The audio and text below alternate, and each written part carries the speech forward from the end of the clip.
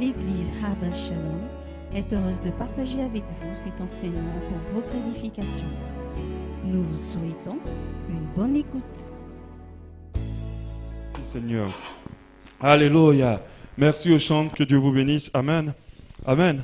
Nous allons continuer, on va plutôt commencer aujourd'hui une série d'enseignements, alléluia, qui va continuer dans 12 jours de jeûne dans ce sens, dans ce but. Amen. Et dans la présence de Dieu. Et je crois que, amen, ces 12 jours de jeûne vont nous permettre d'expérimenter quelque chose d'assez glorieux pour la gloire de notre Dieu. Alléluia. Merci Seigneur. Aujourd'hui, nous allons avoir une introduction sur préparer son année avec Dieu.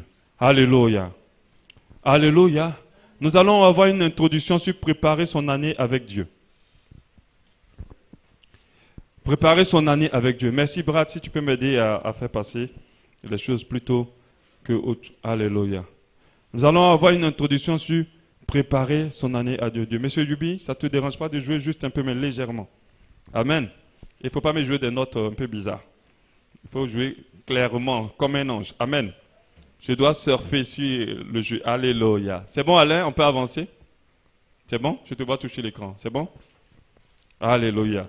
On est obligé de se rassurer que la technique est bonne parce que quand cette parole est déployée ici, si ça t'a béni, on veut aussi que ça bénisse d'autres personnes. Amen. Et je sens qu'on va être béni ce matin. Même moi-même, quand j'ai préparé ce message, j'ai été énormément béni. Et je sens que vous allez être bénis aussi ce matin avec moi. Alléluia. Bon, on laisse toute la technique parce que ça me dérange. Juste les gens. Non, on laisse, ça me dérange. Amen. Donc notre thème, c'est préparer son année avec Dieu. Brad, tu vas faire avancer. Amen. Donc quand je te regarde seulement, tu avances. Alléluia. Donc le thème de nos 12 jours de jeûne, c'est préparer son année avec Dieu. Alléluia. Ces 12 jours de jeûne vont commencer au mercredi et finiront le dimanche prochain, après le mercredi. Alléluia. Et j'encourage beaucoup à le faire. Aujourd'hui, j'aimerais vous faire une introduction. Dans cette introduction, j'aimerais te dire que la réussite n'est pas un hasard. La réussite n'est pas régie par la chance. Ça, tu dois déjà le comprendre. Il ne faut pas dire que celle-là, elle a réussi ou bien il est arrivé parce qu'il a eu la chance ou ce n'est pas un hasard. La réussite n'est pas conditionnée par les bons souhaits ou les bons vœux qu'on va te faire. La réussite n'est pas conditionnée par les bons puissants programmes dans lesquels tu vas partir et que l'homme de Dieu va te dire d'arracher ou de bénir et puis tu vas être béni dans ton année. Ce n'est pas vrai. Elle n'est pas régie par ça. Et ça, si tu l'as compris, tu as compris quelque chose de grand. Si tu as compris que si tu es à ce stade-là, c'est parce que tu n'as pas eu la chance. Non. C'est parce que tu n'as pas appliqué quelque chose qui t'a permis d'y arriver. Alléluia. C'est parce que tu n'as pas appliqué quelque chose qui t'a permis d'y arriver. Ceux qui ont réussi n'ont pas réussi par hasard. Ils n'ont pas reçu par chance. C'est vrai que la grâce est là. Mais la grâce, elle doit venir trouver quelqu'un qui applique quelque chose. Alléluia. Et tu dois pouvoir le comprendre. Mais si, Brad, tu avances. La parole de Dieu nous dit en Job 22, 28. À tes résolutions répondra ton succès. Si la réussite était seulement basée sur la grâce ou sur la chance, cette parole-là n'aurait pas de sens. Amen. Si cette parole dit qu'à tes résolutions répondra ton succès, nous devons comprendre que notre réussite peut être influencée par nous. Amen. Nous pouvons comprendre que si nous prenons des résolutions ou nous nous comportons de la bonne manière, nous pouvons amener notre vie à la réussite. N'avons-nous pas vu des gens qui sont nés dans la pauvreté extrême devenir riches sans faire de fétiche? Parce qu'ils ont eu quelque chose que toi certainement tu n'as pas peut-être compris et que j'aimerais te partager aujourd'hui. Donc on peut influencer notre réussite. On peut influencer notre année. On peut avoir du succès dans notre année si on comprend des choses. Mais à quelles conditions? À condition que nous préparons l'année. C'est pour cela, d'où le thème, préparer son année avec Dieu. Alléluia. D'où le thème des 12 jours de jeûne, préparer son année avec Dieu. Pas comme ça avec la sagesse, pas avec notre intelligence, mais bien sûr avec Dieu. Bien sûr qui va nous transmettre la sagesse divine. Alléluia. Si tu ne prépares pas ton année, il sera difficile pour toi de réussir ton année. Et je vais t'expliquer pourquoi. Quelle est l'importance de la préparation? Il est important de savoir que pour réussir une chose, il faut d'abord la préparer. Tu dois comprendre que pour réussir quelque chose, il faut d'abord la préparer. Tu veux réussir une sauce, il faut préparer d'abord la sauce. Préparer la sauce, ça veut dire que de réfléchir à tout ce que tu vas mettre dedans, à quelle dose, de faire un menu. Et quand tu la prépares, tu as plus de grâce, plus de possibilités, je préfère dire, de réussir ta sauce. Ou de réussir ton projet. Mais si tu ne l'as pas préparé, tu auras moins de possibilités. Tu vas jouer avec le hasard. Et d'autres jouent avec le hasard en ce qui concerne leur année. C'est dangereux de dire que bon, on espère que Dieu va donner la chance cette année là ou la grâce. Et puis on se lance dedans. C'est très dangereux. Tu peux préparer ton année. Aucune personne n'est pas allée réussir un examen si elle ne s'est pas préparée. Elle va étudier, elle va bosser, elle va apprendre ses leçons. Amen. Quand elle fait cela, elle a plus de possibilités de réussir son examen. On est d'accord? Aucune personne ne peut aller construire sa maison sans préparer. Sans se préparer. Préparer financièrement, préparer un plan, préparer du personnel, voir tout ce qu'il faut. Parce que si tu viens sur le terrain et tu dis je vais construire ma maison, c'est sûr que tu vas rater ton plan. C'est sûr que tu vas faire une maison qui ne te correspond pas. Et c'est fort probable que ta maison s'écroule. Amen. Donc tu dois comprendre que ton année est pareille. On ne l'entend pas comme ça par hasard ou en espérant sur la chance. Sinon tu fais quelque chose de dangereux pour toi. Et quelque chose de grave. Amen. Est-ce que jusqu'à présent ça passe? Amen. Ça passe. La préparation nous donne la possibilité de réussir. Déjà. La préparation nous donne la possibilité de réussir notre année. La préparation nous permet d'attirer à nous la bénédiction. Car Dieu ne t'amènera rien si tu n'es pas prêt ou si tu n'es pas préparé. Dieu ne te bénira pas si tu n'es pas prêt ou si tu n'es pas préparé. Certains veulent se marier, mais ils ne se préparent pas au mariage. Certains veulent avoir de l'argent pour s'en sortir par rapport à leurs finances, mais ils ne se préparent pas. Ils ne font rien. Ils attendent seulement que le jour où la chance va passer par leur côté pourra les toucher, quelque chose va se produire. Et ces personnes-là sont les personnes qui souffrent le plus. Et qui ont des problèmes en se disant que non, je n'ai pas eu la chance. Non, la chance ne régit pas nos vies. Alléluia. C'est la grâce de Dieu et des principes qu'il a établis. Alléluia. Quand tu prends un caillou et que tu te mets au 17e étage, que tu le jettes, ça va tomber. Le caillou ne va pas se suspendre. Parce que Dieu a établi un principe de la pesanteur. Donc le caillou ne va pas s'envoler. Il va tomber. Donc sache que dans la réussite, il y a des principes aussi que Dieu a établis. Et ces principes-là, je vais te partager. La préparation provoque aussi les circonstances. Provoque les opportunités. C'est quand tu te prépares, tu amènes à toi ce qui n'est pas. Quand tu commences, par exemple, comme ça, on te dit, ils ont besoin d'une secrétaire. Tu n'as rien appris dans le secrétariat. Mais tu commences à lire des livres de secrétaire. Tu commences à apprendre l'informatique. Pendant que tu n'as même pas un boulot, tu vas attirer à toi le métier. Tu vas t'étonner qu'on t'appelle pour un poste de secrétaire pendant que tu n'as même pas un diplôme de secrétaire. Mais pourquoi? Parce que tu t'es préparé. Le grand défaut de ceux qui échouent beaucoup, c'est qu'ils attendent tout sans se préparer. Les personnes qui se préparent pour leur année provoquent les circonstances au lieu de se contenter de les subir. C'est-à-dire, il y a des choses qui t'arrivent dans l'année, c'est vrai. Qu'il y a d'autres qui t'arrivent, cela ne dépend pas de toi. Mais la majorité des choses qui t'arrivent dépendent de toi. Pourquoi? Parce que tu ne t'es pas préparé. Si tu t'es préparé, alors ils t'arriveront positivement. Si tu ne t'es pas préparé, alors tu vas les subir. Amen. John Maxwell, on passe à le truc, a dit quelque chose. John Maxwell, c'était un grand motivateur chrétien de renommée internationale. Il a vendu beaucoup de livres et des millions de livres. Qu'est-ce qu'il dit par rapport à la réussite? Il dit la réussite provient de la combinaison de deux facteurs. La préparation et les opportunités. Quand il dit la préparation et les opportunités, c'est que si tu es prêt, si le cas est là, tu es prêt. Au moins tu vas rentrer dedans. Mais si tu n'es pas prêt et que le cas est là, tu vas le rater. Il dit la préparation et les opportunités. La préparation est notre responsabilité. C'est-à-dire que c'est nous qui devons nous préparer. Dieu ne vient pas te préparer à ta place. C'est à toi de te préparer pour attendre l'opportunité. L'opportunité dépend de Dieu. C'est de la responsabilité de Dieu. Mais ce qui est intéressant, c'est que les opportunités, Dieu les prépare toujours pour toi. Parce que les projets qu'il a pour toi, c'est des projets de bonheur. Dieu veut que tu réussisses. Dieu veut que tu sois en bonne santé. Dieu veut que tu prospères. Il veut tout ça. Mais est-ce que toi, tu es prêt? Si tu n'es pas prêt, tu ne peux pas. Si tu ne prépares pas ton année, ça va te glisser dans les mains, tu ne verras rien de bon. Tu vas finir l'année pour dire mon année était vraiment mauvaise. Parce que tu t'es levé, tu t'es couché, tu n'as rien préparé. Amen. Cette opportunité, tu restes là, ou bénédiction ne se présente pas à nous tant que nous ne sommes pas prêts à les recevoir ou tant que nous ne sommes pas préparés à les recevoir.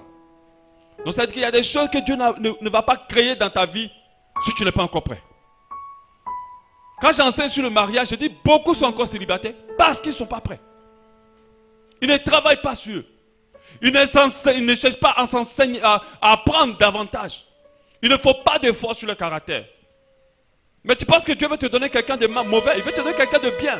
Mais il va te donner quelqu'un de bien que tu vas fatiguer. Donc il faut que toi tu te prépares. Et tu dois te préparer avec Dieu. Beaucoup de personnes ne parlent de travail. La preuve, quand vous partez dans les administrations aussi au Gabonais, les gens parlent mal, ils répondent mal, ils volent l'argent, ils viennent en retard. Mais ils ne sont pas prêts. Quand ils sont au chômage, Dieu ne peut pas leur donner du travail. Ils vont rester au chômage. Parce que le peu qu'il a donné, ils n'ont pas pu le prendre comme il faut. Amen. Donc il faut être préparé. Il faut travailler. Il faut vraiment être préparé plus tôt.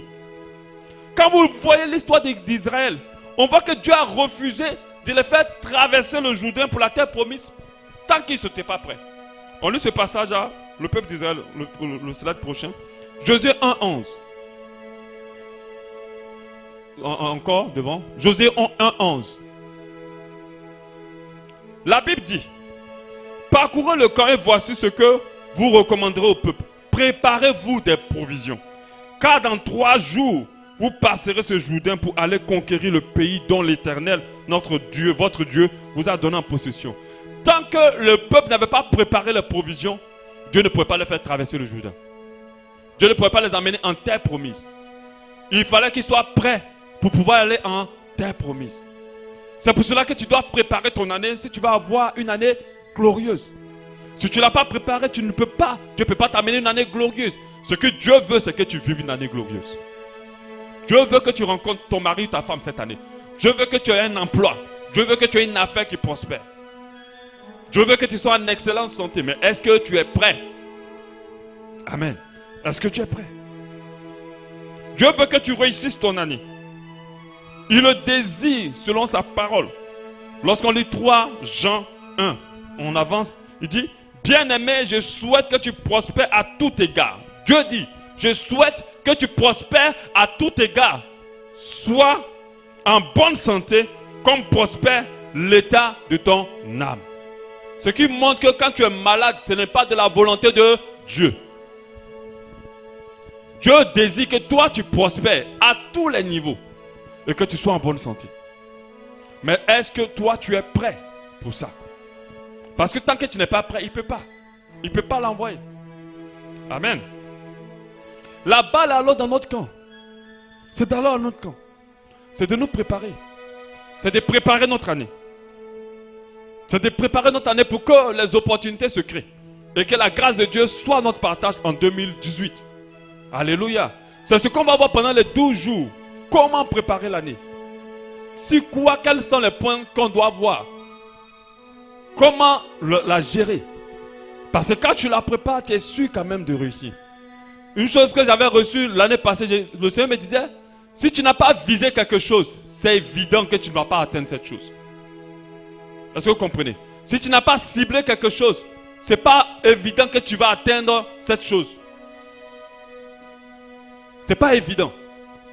Donc si tu veux atteindre, alors cible. Et dans le fait de cibler, c'est la préparation. Quand quelqu'un met une flèche dans l'arc, il ne tire pas aussitôt. Il prépare l'arc. Il ajuste l'arc. Il ajuste d'abord. Il prend ce temps-là. Mais d'autres ont déjà tiré leur année. Ils n'ont même pas pensé à ce qu'ils vont faire cette année. Ils n'ont même pas pensé à ce qu'ils veulent voir cette année. Ils n'ont même pas pensé à ce que Dieu leur demande cette année. Donc du coup, ton année sera ratée forcément. Amen. tu peux influencer ton année. Ça, je l'ai dit au départ.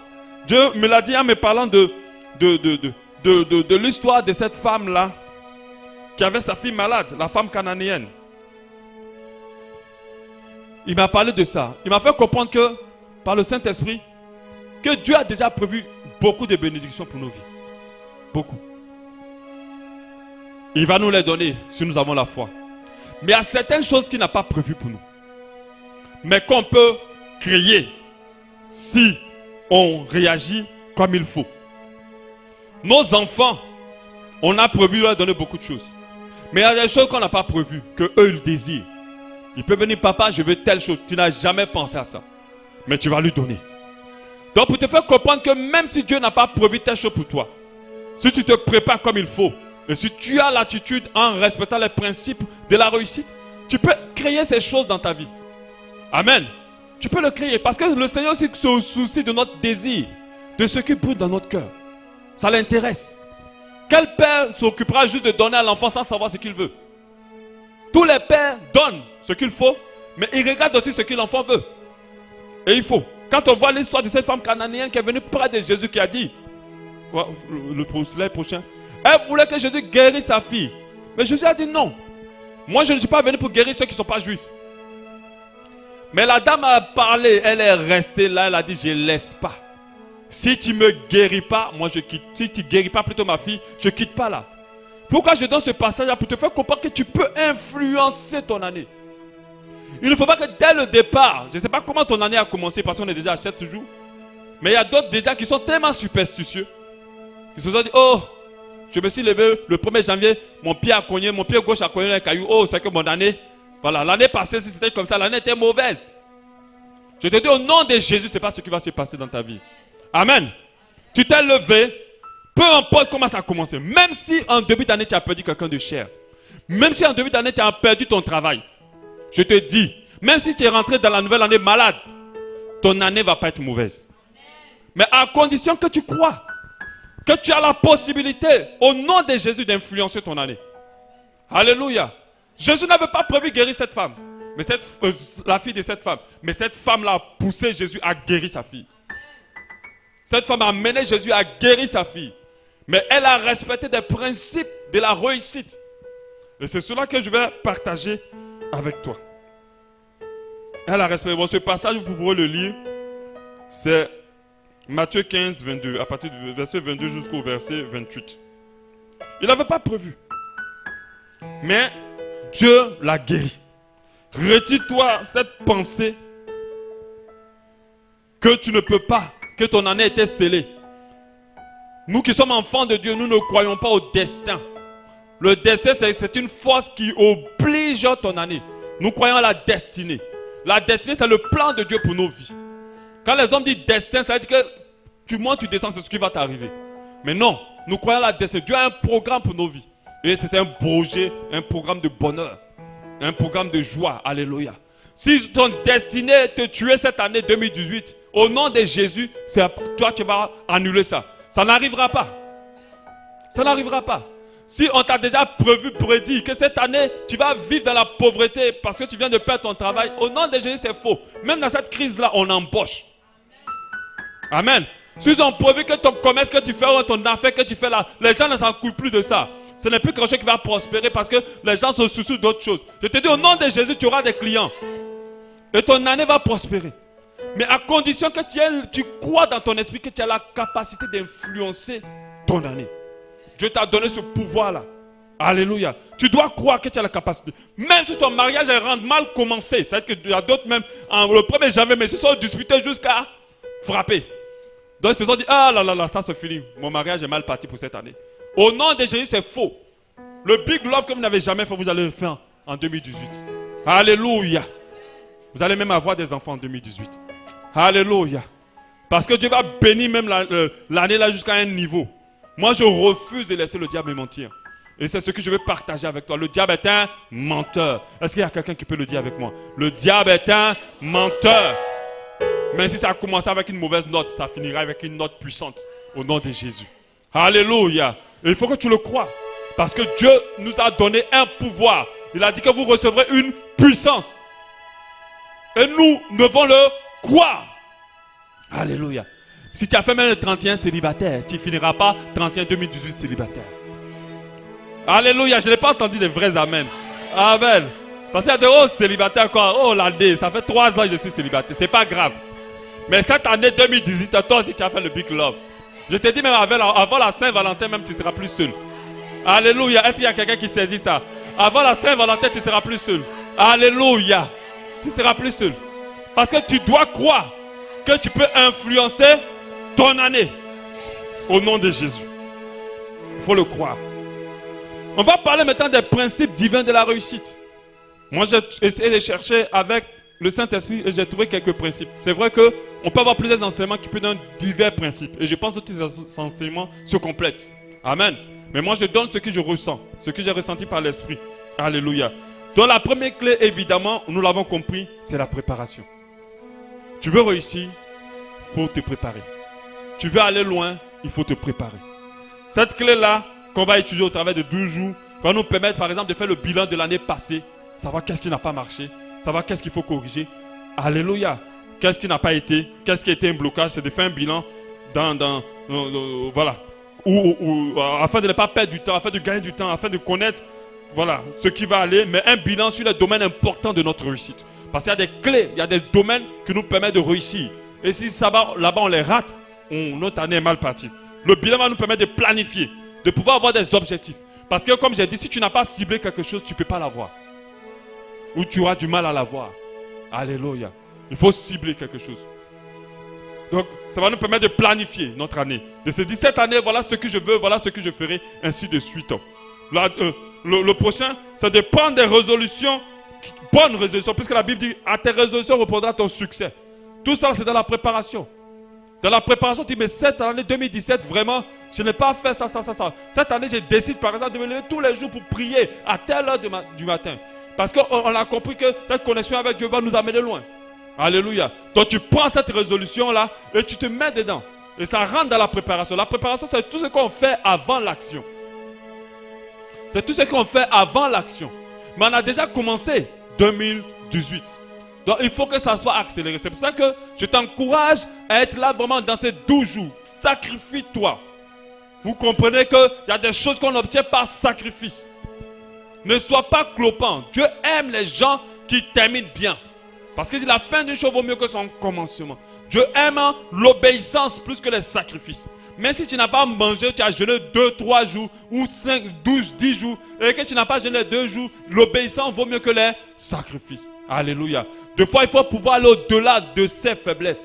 Et j'ai compris une chose, c'est au-delà des limites qu'il y a tout ce dont nous avons besoin. Beaucoup n'ont pas compris ça. C'est lorsque tu es à bout que Dieu commence à travailler. Lorsque ça commence à être dur, que les choses commencent à se positionner. D'autres pensent que c'est avant ça. Non. Il n'y a rien qui se trouve avant notre force. C'est au-delà de nos forces que tout se trouve. C'est au-delà de nos limites que tout se trouve. Et que la grâce et la bénédiction, l'élévation, la gloire se retrouvent. Alléluia. C'est pour ça que Jésus a dû aller au-delà de sa force. Lorsqu'il était à Gethsemane, il n'avait plus de force. La Bible dit que Dieu a dû envoyer un ange pour le fortifier. Il voulait avoir le nom au-dessus de tout nom. Il devait plutôt avoir le nom au-dessus de tout nom, mais il devait aller au-delà de sa force.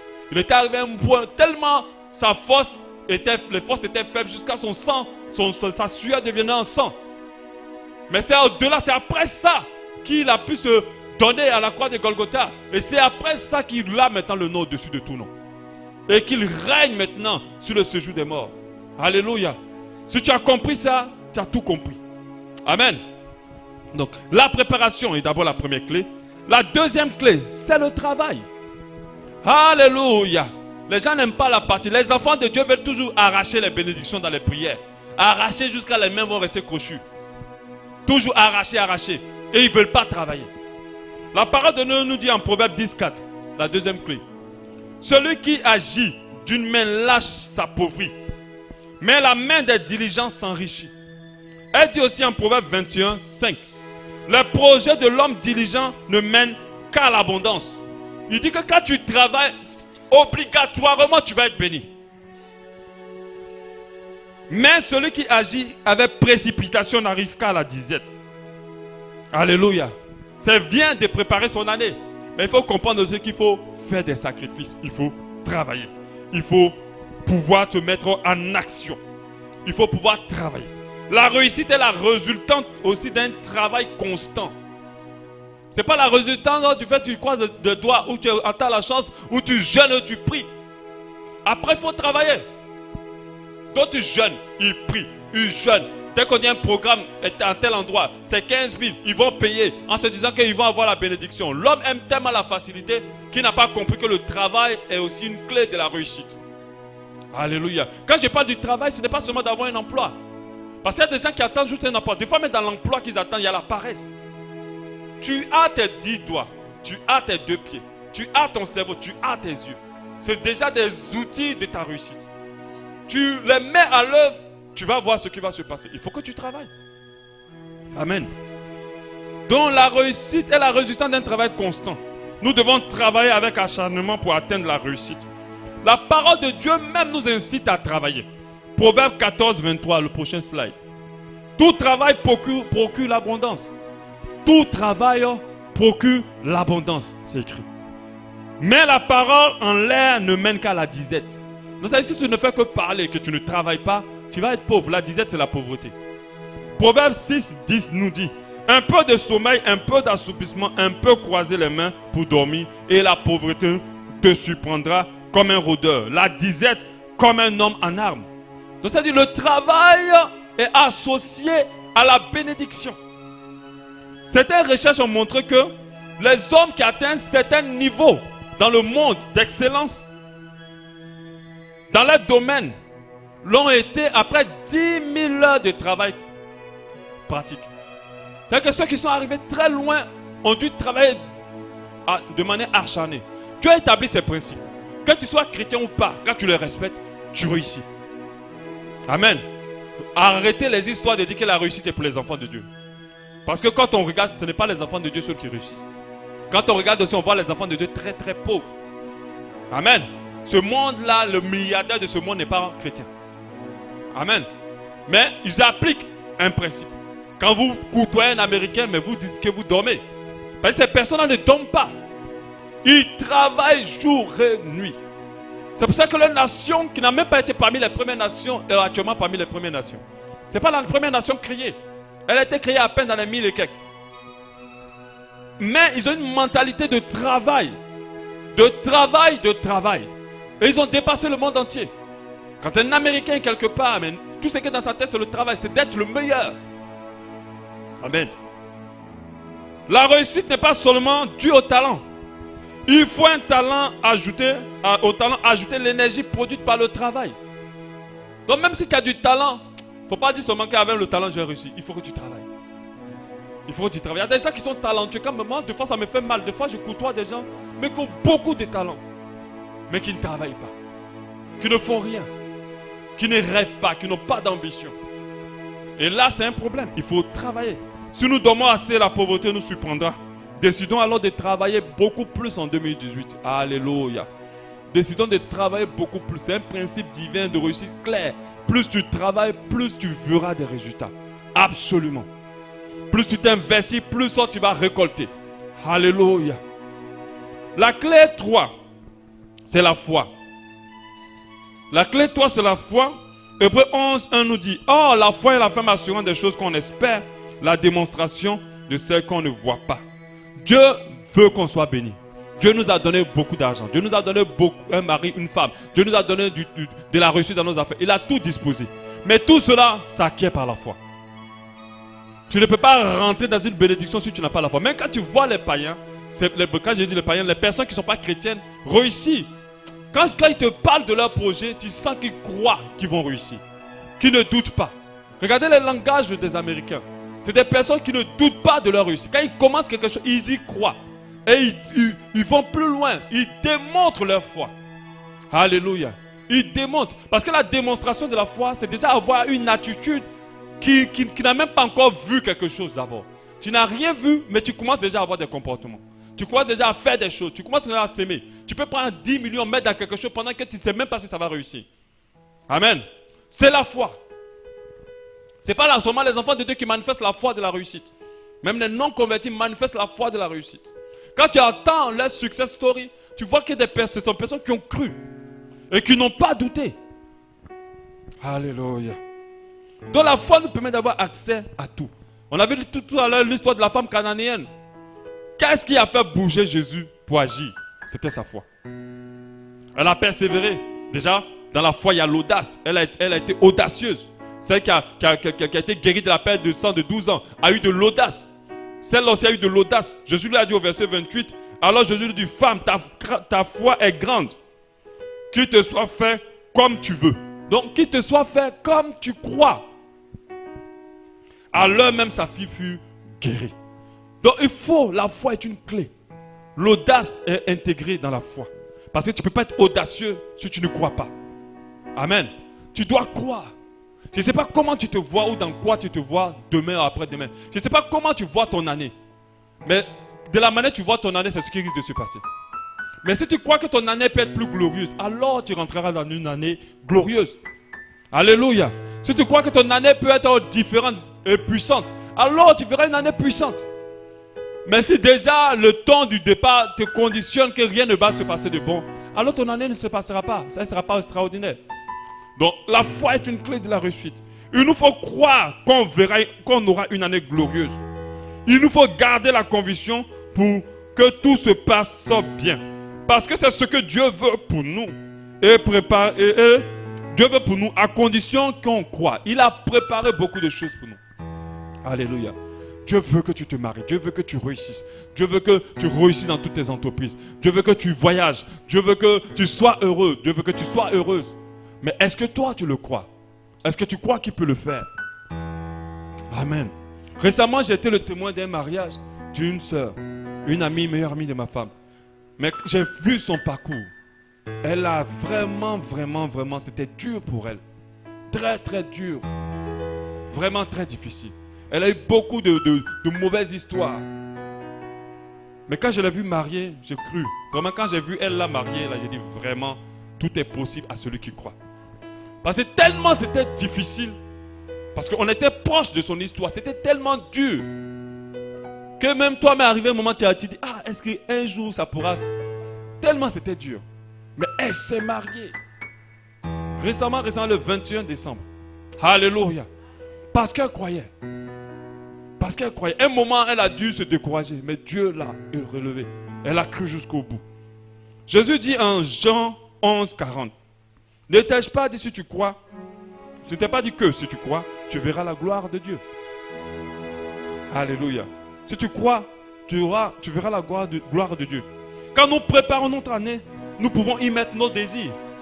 Nous pouvons y mettre nos vœux. Nous pouvons y mettre nos souhaits. Nous pouvons y mettre nos attentes. On peut se dire cette année, tu peux même mettre dans ton agenda, en juin, le 15 juin, je vais rencontrer ma femme. Alléluia. Écris-le. Amen. Je vais bientôt travailler, donc je vais acheter un terrain cette année. Alléluia. Écris-le. Tu dois vraiment mettre ta foi en action. Tu dois écrire. Alléluia. Ce n'est pas de la flatterie, c'est une réalité. Et elle m'a dit un principe divin. Si tu ne crois pas, tu ne verras pas grand-chose. Tu auras seulement des miettes. La foi bouscule et donne accès à plus grand. Alléluia. Et tu dois pouvoir croire cela. Tu dois mettre tes souhaits. Et tu dois croire par la foi que tout cela va s'accomplir dans ta vie. Marc 11, 24, ne sais pourquoi je vous dis. Marc 11, 24. Tout ce que vous demanderez en priant, croyez que vous l'avez reçu et vous le verrez s'accomplir. Je n'ai pas dit tout ce que vous demanderez. Attendez d'abord de le recevoir. Non, il dit croyez que vous l'avez reçu et vous le verrez s'accomplir.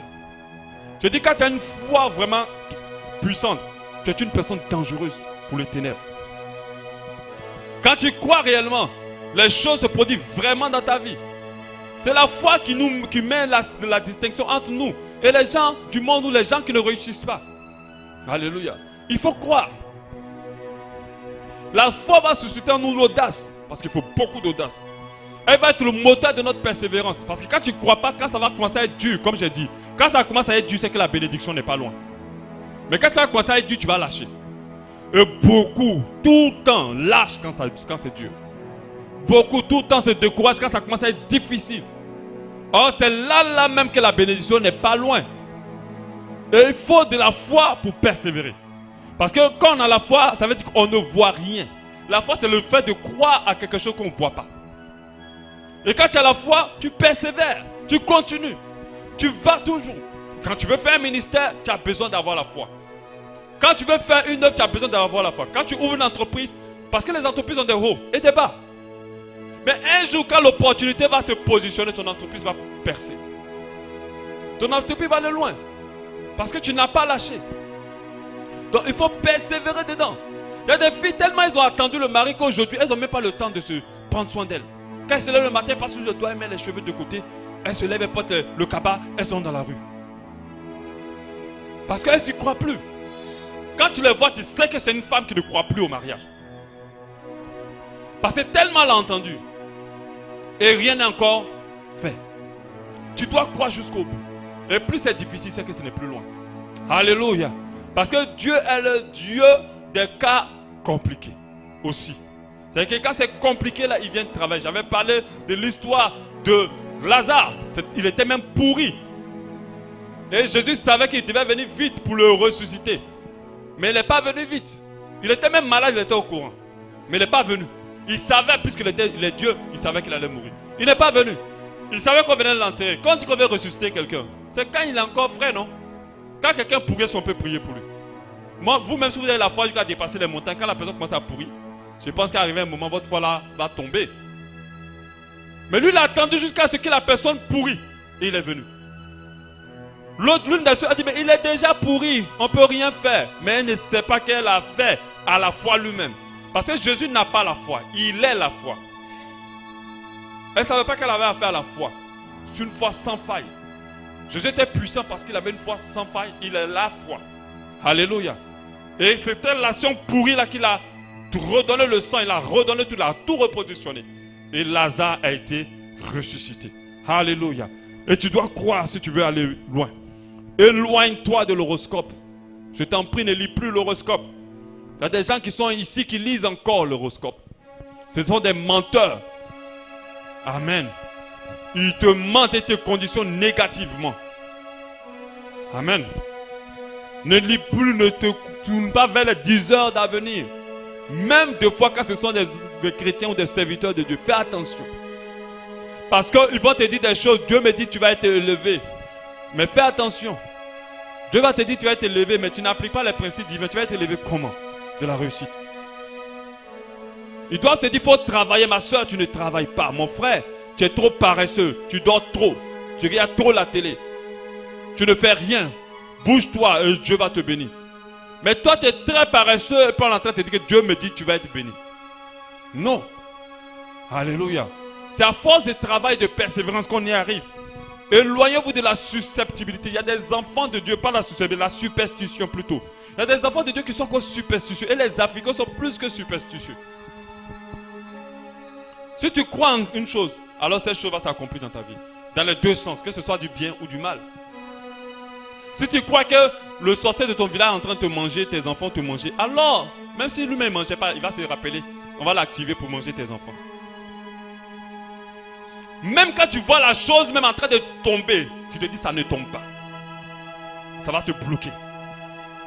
Tout ça c'est une question de foi. Jésus a appelé Lazare comment? Est-ce qu'il a dit Lazare était mort? Il a dit Lazare dort. Mais est-ce qu'il disait la vérité? Non. Mais il parlait par la foi. Tellement les gens n'ont pas compris, ils étaient obligés de dire non, il est mort en fait. Amen. Donc c'est jusqu'à ce que la chose est en train de tomber. C'est même presque au sol. Tu dis non, ça ne tombe pas. Ça c'est la foi. Moi je refuse d'attirer à moi ce qui est négatif. Même quand tout me dit que c'est ça qui arrive. Je préfère croire jusqu'à ce que ça arrive. Même si ça arrive, c'est pas grave. Mais au moins, j'ai exercé ma foi jusqu'au bout. Alléluia. Et quand tu es comme ça, tu vois peu d'échecs. Tu vois beaucoup plus de gloire. Tu vois beaucoup plus de manifestations de Dieu dans ta vie. Alléluia. Donc c'est une clé de la réussite.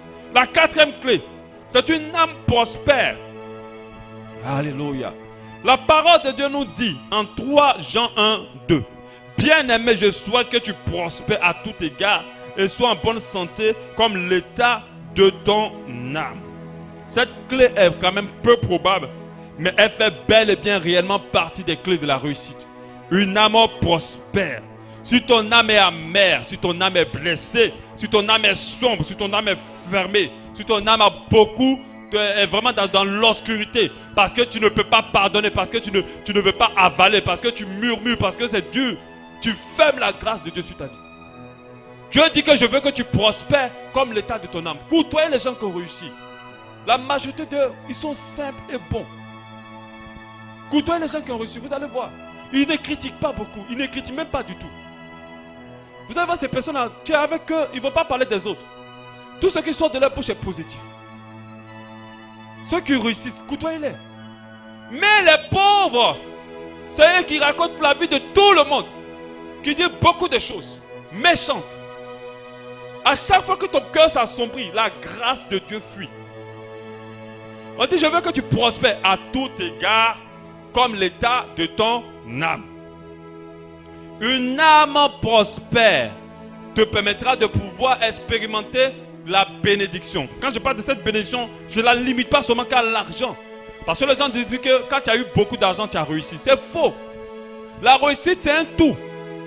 Si tu as des millions que tu as une maladie incurable, est-ce que tu peux parler de réussite? Non. Si tu as des millions que ton enfant est gravement malade et qu'on ne peut pas le guérir, tu ne peux pas parler de réussite.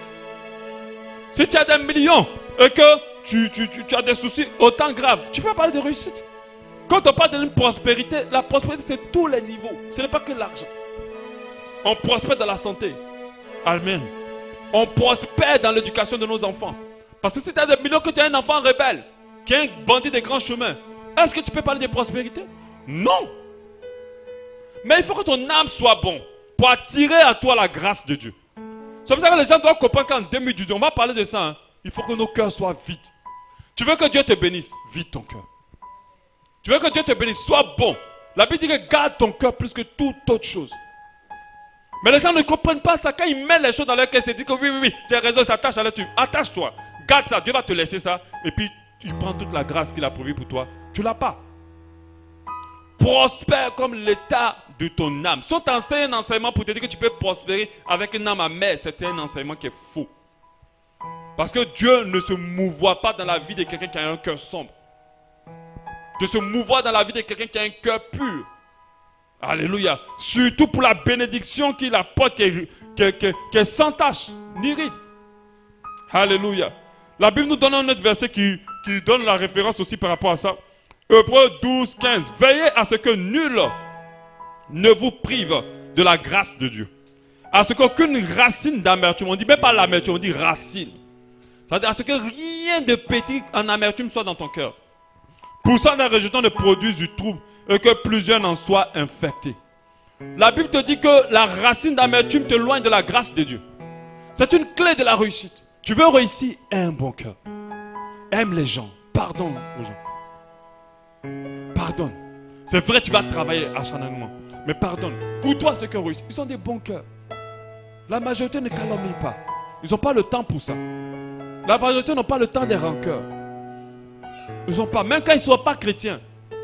Vous allez voir que c'est des principes. Tous ceux qui ont réussi correctement, normalement, au travers des principes divins. Puisqu'il y a des principes des ténèbres qui permettent aux gens de réussir. Mais je ne parle pas de ça. Ceux qui ont réussi par selon les principes divins. Tu vas voir que c'est des gens qui sont bien. Nous devons avoir un bon état de notre âme. Qui va nous pousser à être bons envers les autres. Qui va nous pousser à être charitable. À être aimable, à être bienveillant. Cela va attirer à nous, sur nos vies, la faveur de Dieu. Amen. La parole dit à Psaume 148. Psaume 148. L'Éternel n'accomplit pas les désirs du méchant. C'est pas moi qui ai dit ça. L'Éternel n'accomplit pas les désirs du méchant. Ne laisse pas réussir ses projets. De peur qu'il ne se glorifie. Qu'il ne s'en glorifie. Donc, il n'accomplit pas les désirs du méchant. Il ne fait pas prospérer ses projets. Il ne fait pas réussir ses projets. Donc c'est que si ton cœur s'assombrit contre les gens, toi-même tu es en train de bloquer ta réussite. Tu es en train d'empêcher Dieu de se déployer en toi et que tu puisses prospérer. Alléluia. Regardez dans les entreprises, les gens qui ont des bons cœurs montent de promotion en promotion. Mais les méchants se font finalement renvoyer ou se font rétrograder. Parce que Dieu n'accompagne pas. Regardez les histoires des princesses et des princesses ou de rois dans les dessins animés. La princesse est toujours, ou le brave est toujours bon de cœur. Ça veut dire que la bonté de cœur est associée à la prospérité. Amen. On ne va pas prendre quelqu'un qui est plus fort, qui a plus de gloire, qui soit méchant. Parce que même le monde a compris que celui qui part loin doit être bon. Quand on voit quelqu'un qui est méchant aller loin, il y a un problème dans le cœur, même des gens qui ne sont pas chrétiens. On dit, c'est pas normal, lui il est trop méchant, comment il peut réussir? Amen. Mais ce n'est pas quelque chose que vous avez naturellement, ça vient de Dieu. Celui qui est méchant n'a pas le droit d'aller loin. Mais le bon cœur doit aller loin. Alléluia. Et ça favorise la réussite. Proverbe 28, 27 nous dit, celui qui donne aux pauvres n'éprouve pas la disette. Donc quand tu fais du bien aux gens, Dieu te bénit énormément. Mais celui qui ferme les yeux est chargé de malédiction. Alléluia. Donc un principe de la réussite, c'est d'avoir une âme prospère, une âme bonne, un cœur pur. Ça va vraiment énormément t'aider. Il y a d'autres qui ne prospèrent pas aujourd'hui parce qu'ils en veulent à leur père jusqu'à aujourd'hui. Ils en veulent à leur mère, ils en veulent à leur grand frère, ils en veulent à quelqu'un, ils en veulent à leur grande soeur. Ils en veulent à leur mari qui les a quittés pour quelqu'un d'autre. Ils en veulent à leur femme qui les a trompés. Et du coup, leur vie est bloquée, rien ne se passe. Il est temps pour toi de pardonner pour que Dieu débloque la grâce qu'il a prévue pour toi. Et que tu réussisses ton année. Alléluia. La dernière clé, évidemment, elle est la plus importante, c'est Dieu. Amen. Je crois que Dieu est la clé principale de notre réussite. Alléluia. Dieu est la clé principale de notre réussite. Même si on a pris tous ces principes divins, nous croyons que Dieu est la clé principale de notre réussite.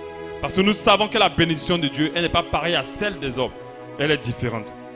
Il est la clé véritable, le centre même de notre réussite. La bénédiction véritable, comme la Bible dit en Proverbe 10, 22, c'est la bénédiction de l'Éternel qui enrichit, en effet, suivre d'aucun chagrin. C'est-à-dire que quand ta bénédiction vient de Dieu, c'est une bénédiction qui va aller de génération en génération dans ta famille. Elle ne va pas s'arrêter à toi. Mais quand ça vient des ténèbres, elle s'arrêtera quelque part. Ou elle ne sera pas parfaite. C'est-à-dire que tu vas dire que tu as tout, mais il y a quelque chose qui te manque. Tu vas dire que tu as tout, tu es malheureux. On voit des milliardaires se suicider. Est-ce qu'on peut dire qu'ils avaient réussi? Non, ils n'ont pas réussi. Alléluia. Parce que la réussite est au-delà du matériel. Alléluia. C'est un épanouissement, c'est une prospérité à tout égard. Et pour prospérer à tout égard, Dieu est la clé principale de notre réussite. Alléluia. C'est pour ça que tu dois comprendre qu'en 2018, il faut que tu fonctionnes avec Dieu. Il faut que tu fonctionnes avec lui. Quand vous regardez dans la Bible, vous allez voir plusieurs personnages qui avaient la faveur de Dieu en tout lieu. Le personnage par excellence est Joseph. On lit un passage, Genèse 39, 23. Genèse 39, 23 nous dit, le chef de la prison ne prenait aucune connaissance de ce que Joseph avait en main.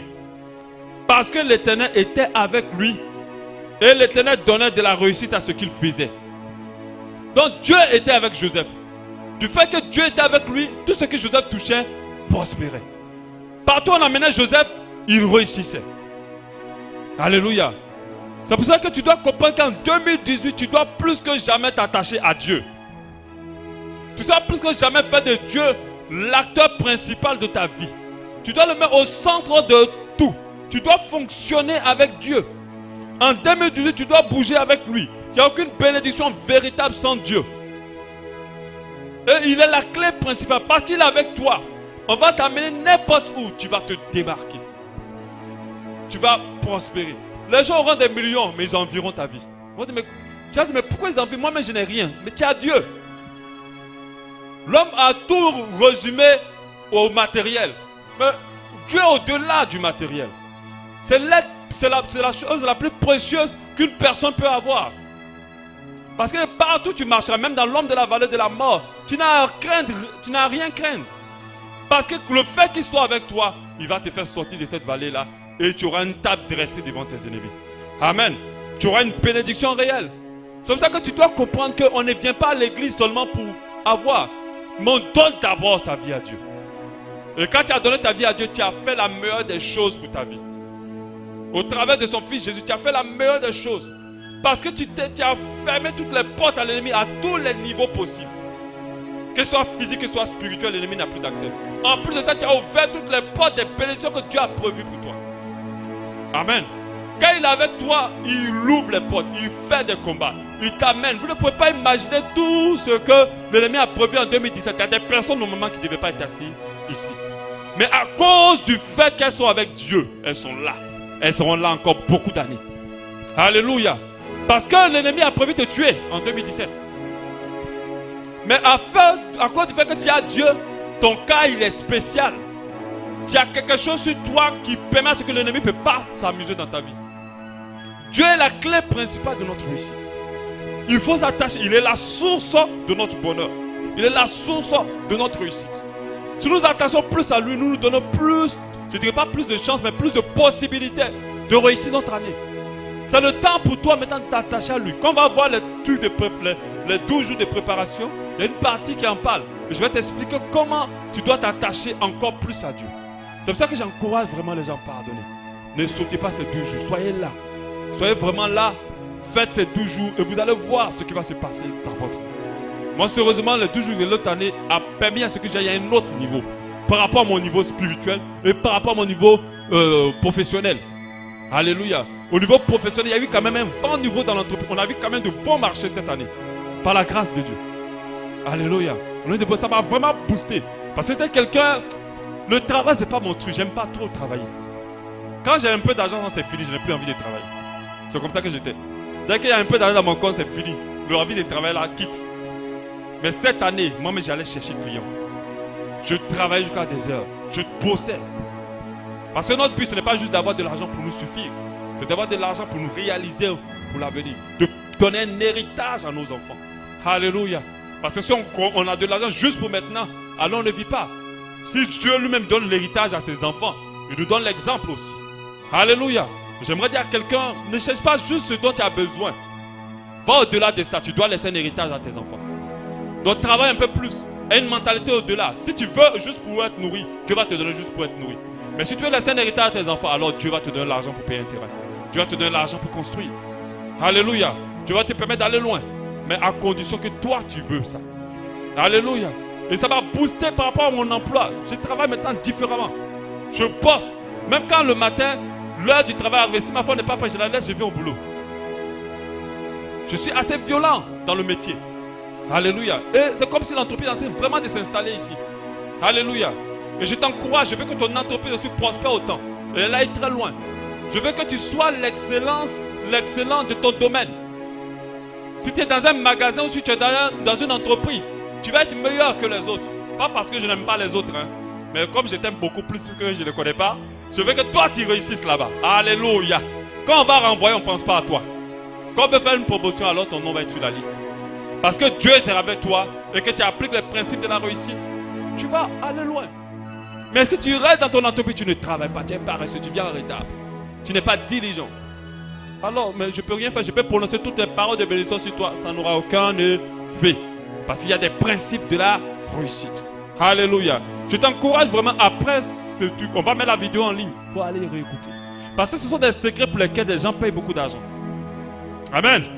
Ce sont des trucs que je suis en train de vous dire que les gens payent beaucoup d'argent. On fait des séminaires pour rentrer 30 000.